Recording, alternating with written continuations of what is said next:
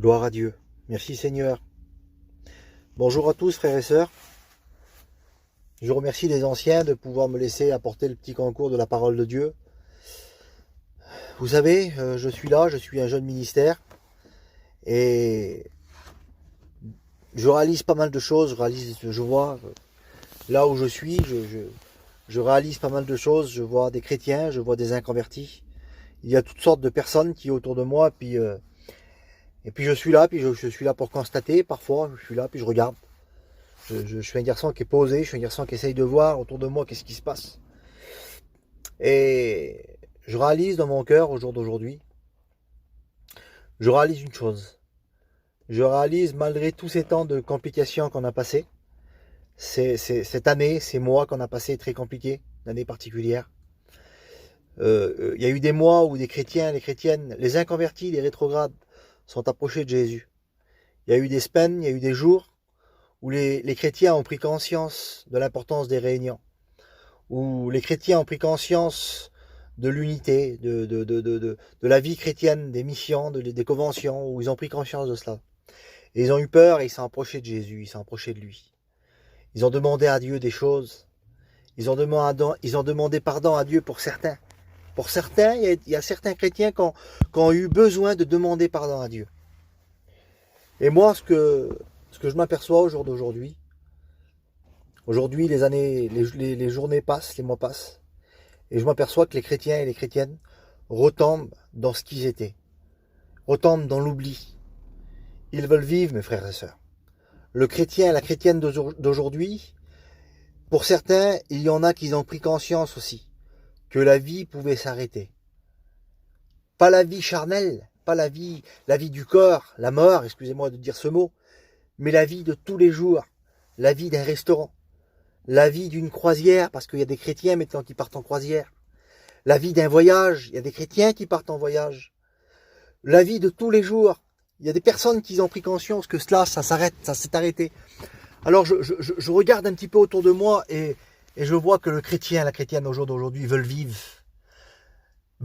leur vie, ils veulent profiter de ce que le monde offre, de ce que le monde a à leur donner. Alors que Jésus bientôt vient chercher son église, mes frères et sœurs. On est prêt, on est tout près du but. C'est palpable bientôt. Avec ce qu'on voit, avec ce qu'on entend. Vous savez, l'homme spirituel, Seigneur, sans faire le grand et puis le plus grand spirituel, je suis un homme comme vous. Je n'ai pas d'aile dans le dos, vous avez bien compris. Mais nous ressentons dans nos cœurs, nous voyons que Jésus revient. On n'est pas des illuminés, mes frères, mes sœurs. On voit dans le monde où nous sommes, il n'y a plus rien de bon. Il n'y a plus rien de valable. On ne peut plus compter sur les amis qui sont autour de nous. Excusez-moi de dire ça. Mais aujourd'hui, écoutez, les valeurs. Où sont passées les valeurs? Aujourd'hui, je m'aperçois, moi je fais le petit résumé, et puis je m'aperçois que le monde chrétien d'aujourd'hui, veulent vivre leur vie. Alors que Jésus a tout préparé pour eux. Alors que Jésus a un programme pour eux. Alors que Jésus a des bénédictions pour eux. Mais tellement attachés à cette terre, tellement attachés à nos affaires, tellement préoccupés par le monde, qu'on oublie l'essentiel bientôt. On oublie l'essentiel, mes frères, mes sœurs. Écoutez, je suis là avec des mots, peut-être pas avec un grand message, peut-être pas avec des grandes phrases éloquentes ou ce que vous voulez, peut-être pas avec un grand résumé de la parole de Dieu, mais avec des mots, mes frères et sœurs. Des mots qui me font, des mots que j'ai constatés, des mots que j'ai vus, des mots que j'ai pesés. Aujourd'hui, je vis comme vous, j'ai les deux pieds sur la terre et j'ai peur de ce que je vois. J'ai peur de ce que j'entends. Écoutez, le mot que j'ai à vous dire, c'est celui-là. Démarquons-nous, mes frères. Démarquons-nous, mes sœurs. Soyons des hommes et des femmes qui se distinguent des autres. Nous ne sommes pas n'importe qui. La Bible dit, dans le livre de Matthieu, que nous sommes le sel de la terre. La Bible dit que nous sommes la lumière du monde. Nous avons du goût à donner. Nous avons de la saveur à partager. Nous avons des lumières à donner à ceux et à celles qui sont dans les ténèbres. Nous ne sommes pas n'importe qui, mes frères, mes sœurs. L'ennemi, le diable, voudrait nous faire croire que nous sommes des oubliés, que nous sommes n'importe qui, que nos paroles n'ont pas de sens, que notre vie n'a pas de sens, que nos paroles n'ont pas de portée. J'aimerais vous dire ça, mes frères, mes sœurs. J'aimerais vous le dire.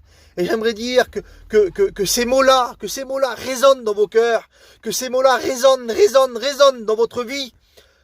Vous êtes les enfants de Jésus. Vous êtes la lumière du monde. La Bible dit que vous êtes le sel de la terre. Si le sel perd de sa saveur, avec quoi on va lui rendre? Ne perdez pas votre saveur. Ne perdez pas votre lueur, votre lumière, votre espoir. Vous savez qu'il y a des personnes, il y a des gens, il y a des hommes, des femmes qui s'attendent après vous. Vous savez qu'il y a des âmes qui s'attendent à une visite. Vous savez qu'il y a des personnes qui s'attendent que vous lui délivrez un mot de Dieu. Que Dieu soit glorifié. Que Dieu soit béni dans cette journée. Nous, on est là avec des préjugés dans nos cœurs. On est là avec des envies du monde. On est là on attend qu'un serviteur vienne nous parler. Oui, mais des fois, le Seigneur veut que toi, tu vas parler avec cette femme. Dieu veut que c'est toi qui vas parler avec cet homme. Dieu voudrait que tu sois un encourageur. Dieu voudrait que tu sois une encourageuse. Dieu voudrait que tu te distingues. Dieu voudrait que tu arrêtes de vivre une vie charnelle et il voudrait que tu te revêts de sa puissance. Il voudrait que tu prennes ce casque-là, ce casque que tu as mis de côté. Il voudrait que tu te revêts de son armure. Il voudrait que tu prennes l'épée, ces chaussures que tu as délaissées là, pour mettre les souliers du monde. Il voudrait que tu revêtes ces choses-là. Parce que Jésus compte sur toi. Jésus compte sur ton foyer. Jésus compte sur ta vie. Jésus a des bénédictions en abondance pour toi. Et nous, aujourd'hui, on est là et puis on voudrait se distraire. On est là puis on voudrait voir le monde, ce qu'il nous offre. Écoutez, la Bible dit, Salomon, le plus grand roi, jamais un homme n'aura fait ce qu'il aura fait. Jamais un homme n'aura vu, n'aura goûté ce que cet homme a fait, ce qu'il aura goûté. La Bible dit que ce que ses yeux avaient désiré, il ne les avait point privés. Un homme qui avait tout fait, un homme qui avait tout goûté, un homme qui avait tout vu. Et écoutez-moi, dans sa vie, de tous les jours, un homme qui faisait des repas exceptionnels, un homme qui faisait des voyages exceptionnels. La Bible dit qu'il va dire ces mots. Vanité. Tout est vanité. Tout est vanité, poursuite du vent. Tu auras beau te distraire. Tu auras beau te faire des détours. Tu auras beau aller dans ce que tu veux, dans des endroits où tu veux. Écoute, la Bible dit que Dieu a créé les hommes droits. Dieu a créé l'homme droit. Dieu a créé les hommes avec des itinéraires. Dieu a créé les hommes avec des programmes bénis, avec des foyers où il y avait des directions pour eux. La Bible dit que Dieu a créé les hommes droits. Mais la Bible dit que Dieu a créé les hommes droits. Mais eux, ils ont cherché beaucoup de détours. Ça se trouve dans le livre de l'Ecclésiaste. Je ne sais pas à quel détour tu es au jour d'aujourd'hui. Je ne sais pas à quel détour tu es. Mais aujourd'hui même, aujourd'hui, dans cette journée, dans cette matinée, il serait temps que tu combats le bon combat. Il serait temps que tu analyses, que tu regardes ta vie. Il serait temps que tu vois. Il serait temps que tu vois. Il serait temps que tu vois ton foyer, ta famille, les personnes qui sont autour de toi, qui se perdent. Et toi, tu es un chrétien, tu es une chrétienne. Tu es le sel de la terre. Tu es cette lumière, cette lueur, cette petite lueur-là. Tant d'espoir en toi, mon frère, ma sœur. Tant d'espoir dans ta vie, dans ton foyer, tant d'espoir. Et aujourd'hui, tu es en train de gâcher ces choses. Aujourd'hui, tu es en train de passer à côté. Tu fais partie de l'un de ces détours là. Tu es en train d'emprunter un détour du monde. Pourtant, Dieu t'avait créé avec des bénédictions, avec des directions.